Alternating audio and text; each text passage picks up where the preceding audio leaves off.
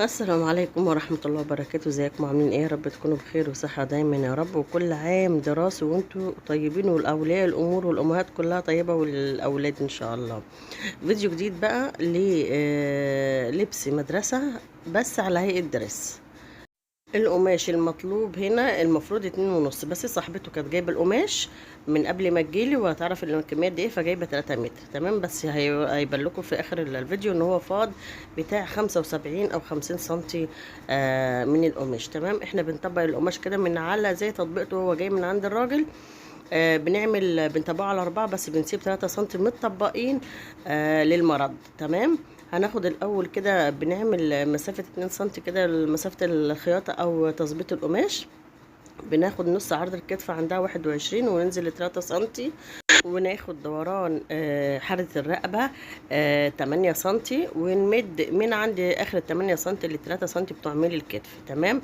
بنعمل هنا انا خططت 8 سنتي في 8 سنتي حرة الرقبة ايه الامامية، بس برضك هاخد الرقبة الخلفية هاخدها كده زي 3 سنتي او 70 زي ما انتم شايفين كده، وبرضك احددها تمام. انزل حردة الجيرو هنا 21 سنتي، وبعدين اخد ربع دوران الصدر عندنا هنا هو ايه 28. انا عامله بالزياده شويه، يعني هي المفروض 27 وكده، بس انا واخده سنتي زياده لان ده لبس مدرسه وهيقعد معاها للشتاء، فلازم يبقى فيه مبحبح عليها شويه. وبعد كده ناخد طول الوسط عندنا 41، وبعد كده نحدد بقى ايه الوسط بتاعنا. انا هنا عامله مزوده على الوسط 2 سنتي عشان عاملاه 25، ومزوده 2 سنتي بال25، يعني على اساس ان انا هعمل بنس، واعمل دوران 2 سنتي من الجناب كده من عند اخر حاره الجيرو، واعمل 4 سنتي بتوع ايه بتوع الخياطه. وبعد كده يعتبر احنا خلصنا الجزء اللي فوق، وهقصه بس اهو. بقص الاتنين مع بعض بالمرد اللي هو 3 سنتي متطبقين على بعض. عايزه اقول لكم هي المقاسات ك21 سنتي اللي هي نص عرض الكتف، والصدر اللي طالبه، وهي على فكره صغيره، بس هي منها ايه، هي سودانيه، فالجماعه دول بتكون عريض المنكبين كده ولها يعني اكنها انسه يعني، فعشان كده الصدر حتى عندها عالي شويه المقاساته يعني عشان البنت وكده. وانا موسعه كمان سنتي او 2 سنتي زي ما انتم شايفين. انا بعمل التعديلات بتاعتي، لا اله الا الله ولا حول ولا قوه الا بالله العلي العظيم. باخد بغوط حردة الجيرو زي ما انتم شايفين، وباخد من الكتف، وبغوط كمان حردة ايه الرقبة، واعمل علامات الفرد الصغير بتاع المرد، عشان ده اللي هيخليني ان انا اطبق القماش ازاي، بالذات القماش ده لا فيه نقشة ولا فيه حتى الوش، يا دوبك باين حاجة بسيطة الوش من الظهر تمام. انا كده خلصت الجزء اللي فوق. اجي بقى الباقي القماش، اروح انا بقى ايه مش هفرده خالص، الراجل مطبقه على اساس ان العرض بتاعه على 75 متطبق، لا انا بفرد خالص، وباخد الوسط اللي تحت الدوران كله، طبعا عرضه 150، فانا عايزه العرض ده هيبقى هو الطول بتاع الجزء اللي تحت، فانا بقص الدوران انا عاملاه هيكون 90 سنتي، يعني متطبق 180، باخد كده 180 سنتي، واروح افصلهم عن بقيه القماش. بقيه القماش دي هي اللي تبقى الزياده يا جماعه، لان انا هاخد الكم من باقي العرض بتاع القماش، يعني هاخد كده اطبق البورسن على البورسن، البورسن فوق والبورسن تحت، واخدين بالكم. فانا هطبق القماش على 4 كده، بيبقى البورسون في الديل وفي الطرف من فوق. هاخد اللي هو طول الوسط عندي متر او متر و5، والباقي اللي تحت ده اللي هعمل منه ايه الكمام. انا كده بعد ما بعلم اروح انا مطبقه الجزء اللي باقي، اشوف هيقضي ايه كمام ولا لا. اهو بصوا بالظبط كده لقيته ايه هيقضي. فانا هفصل الجزء ده، وبعد كده هيبقى ده الجزء اللي ايه اللي هو الوسط اللي تحت بالكشكشه بتاعته. وهوريكم دورانه 180، ده مش كتير، لان لما اجيب دلوقتي هبين لكم اللي انا جبت الجزء اللي فوق احطه عليه كده، يبقى الفرق بتاعه ده اللي هيبقى الكشكشه، يعني مش كتير، فاهمين اهو تمام كده. انا بعمل فرد بقى عشان دي هعمل خياطه الجنب، وهعملها عياره، مش هعملها مش هشقها تمام، مش هشقها. الباقي بقى انا فردته كده هون، وراح ايه اشوف المسافه لقيتها كمان واسعه كمان، وهيبقى لكم وانا بخيط المسافه دي 24 سنتي. انا عامله ال 21 سنتي نزول حرة الجيرو، فهيزيد 2 سنتي يبقى 23 سنتي، فانا دي كمان 24 سنتي او 25. باخد الطول عشان دي القماشه دي متطبقه، العرض بتاعه كله. اخد بقى احدد الطول بتاعي، عندها طول الكم عندها 62، فانا بعمل 65 واساوي القماش كده، واروح اعمل ايه ترمبة الكم اهو، بدورها كده. طبعا انا علمتكم قبل كده ان ازاي بتعملي الحرف الاس بتاع الكم ده. تمام. انا هستغل على فكره الوسع بتاع الكم ده اللي انا هعمل للدرس ده او لبس المدرسه كشكشه من فوق. يعني عايزه اقول لكم البنت لما لبسته، هم عندهم لما بيعبروا عن حاجه جميله قوي يقولك شديد، حلو شديد، جميل شديد، يعني ان هو حلو قوي. فدي الحمد لله الحاجه اللي بقينا نكتسبها من الجماعه اللي بيبقى جايين على مصر او جايين لمصر كده. طبعا انا قست لكم الحته اللي فاضله بعد ما قصيت الجزء اللي تحت كانت 75 سنتي، ودي الجزء ده ده فايض من باقي الكم بعد ما قصيت الكم، فانا هعمل منه بالورب، هعمل منه البيه اللي انا هشطب بيه حرة الرقبه. قصيته كده وخلصت. يعتبر الفستان في كام؟ في 2 وربع. 2 وربع. هي البنت دي يعني ايه جسمها مليان شويه بس مش طويله قوي، زائد ان هما ما بيحبوش على فكره الجماعه السودانيين ما بيحبوش الحاجه اللي هي طويله قوي، لا لازم يبينوا اول قصبه الرجل، فدي عادتهم يعني كده. انا ببتدي بقى ايه العلامه الفرد اللي انا عملتها في المرد، انا كده بتنيها واروح بدل ما اعملها اوفر اروح انا ايه مكففاها زي ما انتم شايفين كده. على فكره التجفيف ده ممكن تعمليه القماشه على الوش، يعني ممكن تعملي التانية دي على الوش من بره تبقى برضو بتدي شكل حلو. بس انا عشان قلت هعمل الاتنين وهعيد وانا عايزه اخلص وورايا شغل تاني، فانا قلت خليت الشكل ده يبقى من جوه برضك. هي الاتنين شغالين الطريقتين تمام. انا بعمل اهو. طبعا لازم تعملي بالخيط نفس اللون عشان ما يبقاش ايه ده لنفسك انت، تخلي يبقى شكلك حلو وشغلك حلو. فما بالك بقى لو واحده مثلا مش مصريه هتقول ايه بقى علينا وكده. الحمد لله دلوقتي خلصت المرد ولزقته على بعضه عشان احط اليمين على الشمال. يا جماعه خليكم فاكرين الحريمي في التفصيل المردات بنحط اليمين على الشمال عن الرجالي بنحط الشمال على اليمين. تمام. بنعمل كده الفردتين بتوع الكتاف كده بخيطهم. وخلي بالكم من القماش لما يكون ليه وش وظهر او بسيط قوي غير ملحوظ اعمليه بالتباشيره. دلوقتي اهو بحط المرد على المرد اليمين على الشمال. كنت فاكره ان انا عاملاه في الخطوه اللي قبل دي كده، بثبتها خياطه عشان بعد كده اعمل ايه بقى. انا قلت لكم انا بعمل المقاسات بتاعه الوسط سايبه مسافه البنسه بس انا ما علمتهاش، فبرضك ما يجراش حاجه. وانا بقى كده بطبق الربع على الربع الامام واعلم في النص. انا طبعا كأم عبد الرحمن فانا عارفه بالنظره كده النص فين، انت تقسمي بالنص بالظبط وتروحي عامله العلامه ورا وقدام. تمام. ممكن تطبقي الاربع طبقات على بعض وتعلمي علامه واحده عشان يبقى متساويين الاربع بنس. بتخلصي الاربع بنس كده زي ما بتشوفي. بعمل كده على مسافه سنتي متطبق على لفوق كده 10 سنتي او 11 سنتي. بعد كده نبتدي نعمل ايه الجزء اللي تحت بتاع الفستان.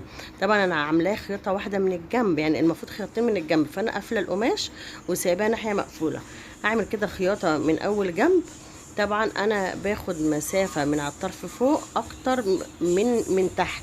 ليه؟ عشان لازم يبقى في الجزء اللي فوق ما يبقاش عالي زي اللي تحت. معلش اذا كنت بسجل لكم والشارع بيبقى فيه تكاتك وفيه عربيات، وطبعا النهارده اول يوم في المدارس وشارعنا عمومي يعتبر زي اخره كده مجمع مدارس، فتلاقي الزحمه كتير جدا، فبعتذر لكم المره التانية. انا دلوقتي خلصت الجنبين اهو على المقفول خيطته تمام وقسمها بالنص بالظبط عشان ما يبقاش اللي ورا واللي قدام. هنا انا بعمل الكتاف زي ما قلت لكم اهو، بحط الفرده على خط الكتف وايه واخيطه. عايزه اقول لكم على حته الجزء اللي انا قافلاه من في الجزء اللي تحت اللي انا عاملاه مقفول وواخد من فوق الوسط اكتر من اللي تحت مسافه الخياطه. الفيديو اللي بعد ده ان شاء الله انا عامله لكم جيبه برضك من قماش كنز وكميه قليله، فانا عملته بطريقه الايد والرجل، وعاملاه الاتنين قد بعض، اللي ورا واللي قدام، بس معوضه اللي ورا بيبقى كشكشه اسك ومن قدام كمر، فالزياده دي انا عاملاها كسر بشكل حلو. ان شاء الله في الفيديو التاني ان شاء الله اللي بعد ده باذن الله. دلوقتي انا بعمل الكمام، واجي عند قبل الفرد، قبل الفرد بتاع الدبوس اللي انا مدبساه بيبقى فيه زياده بتاع سنتي او 2 سنتي، فانا بعملهم ايه كسرتين صغيرين يدوا شكل حلو للفستان او اللبس بتاع المدرسه. تمام، بيدي شكل حلو جدا كمان، وكمان مش ملاحظين يعني مش حاجه عاليه عشان دي مدرسه، فمش هيتعمل فيها البومبي العالي ولا الكلام ده. تمام، ربنا يحسن ما بين ايدينا وايديكم ان شاء الله. وانا بشكر كل اللي بيتفرج عليا وبيبعت لي بصراحه تعليق، بيبقى بيقول ان شرح كويس او حاجه زي كده، يعني ربنا يبارك لكم. وان شاء الله ده الكلام بتاعكم الحلو ده بيشجعني ان انا يعني بحاول انا والله غصب عني ان انا بتاخر عليكم، بس لما برجع لكم بيبقى شرحه زي ما هو، ولو حد عايز طلب والله برد عليه في التعليقات. فربنا ايه يبارك لي فيكم ويبارك لنا ببعض يعني ان شاء الله. انا دلوقتي بعد ما خلصت الكتاف عملت الكمام، تنيت الكم من على الطرف، وبعد كده اجي اقفل الجناب، اول جنب وتاني جنب بقى لازم اقيس برضو المسافه المعصم الخيط اللي انا بادئها، يبقى الكمين متساويين مع بعض، وابتدي اخيط كده. طبعا انا عامله فرد من الجناب في الطرف بتاع الوسط الجزء ده، عشان يبقى انا ايه مظبوط على الشعرايه زي ما بيقولوا كده. احنا يعتبر دلوقتي قربنا نخلص الفيديو. دلوقتي انا بعمل الايه، عايزه اعمل البيه اللي انا عملته. بصوا طريقه اللي انا الزق الاتنين مع بعض بطريقه السمبوكسه، بتدي مرونه وانت بتخيطي البيه، وطريقه سهله ان شاء الله ربنا يسهل. بس كده ان انا اعمل لكم فيديو مخصوص للحاجات الصغيره دي اللي بتبقى اهم من الحاجات الكبيره، ده بتبين شغلك صح ولا لا. انا كده بتنيت الطرف اللي بيه على حردة الرقبه، وحاولوا تخلوا حردة الرقبه هي اللي فوق، بس بيبقى على الوش القماش، على وش اللي هي بتتلبس بيها تبقى من فوق، عشان لما بتيجي تقلبي الشريط وتتنيه يبقى قدام عينيكي، يبقى الخياطه تبقى متساويه. تمام، انا طبعا الطرف اهو بتنيه بردك اهو، بتنيه كده عشان يديني تشطيب ايه كويس. تمام اهو، اروح انا جايبه الطرف كده وتانياه الاتنين تجفيف على بعض. انا كل فيديو بعمل فيه البيه برضو بحاول ان انا ايه اركز لكم في الحاجات الصغيره دي، عشان بيبقى في ناس لسه داخله الفيديو او داخله القناه عندي جديد، فلسه بدل ما تقلب في قنوات، فانا بحاول كل حاجه بعملها اني يعني ابقى بالتفصيل، اشرح لكم برضو بالتفصيل على قد ما قدرتي برضو، عشان ما حدش يقول لا رغيه ولا مش رغيه ولا الكلام ده. وانا والله انا غرضي ان انا اعلم، لان في ناس كتير بتيجي تقول لي علمينا وانا في المحل، فبقول لها مش هظلمك وهظلم نفسي وهظلم المحل، ان انا احس بالذنب ان انا وقتي مش للي هي بتاخد الحصه، لان في ناس بتدخل لي من زباين من ناس كده هون، فهيأثر على شغلي انا الخاص، وهيأثر على اللي هي بتيجي بقطع لها الشرح كل شويه عشان حد بيجي، وانا بيأثر عليا انا بحس بالذنب. فعشان كده بصراحه ما برضاش، الناس عرضت عليا كتير بس انا ما برضاش. انا هنا بقى باجي الجزء اللي فوق اللي هو من على الطرف عند الوسط كده، اللي هو بتاع الجزء اللي تحت من الفستان، بعمله كشكشه بايديا بدل ما اركب بالدواسه الفرنس، كشكشه برضك عشوائيه وبتبقى سريعه وبرضك سهله. تمام، طبعا انا بجيب الوسط اللي فوق على العدله، واروح مدخلاه جوه الجزء اللي تحت، وهو على القلبه، يعني اخلي الوش في الوش من جوه، حتى لو تلاحظوا الجزء اللي فوق ده فيه لمعه عن الجزء اللي تحت، وهو باين كده في الصوره.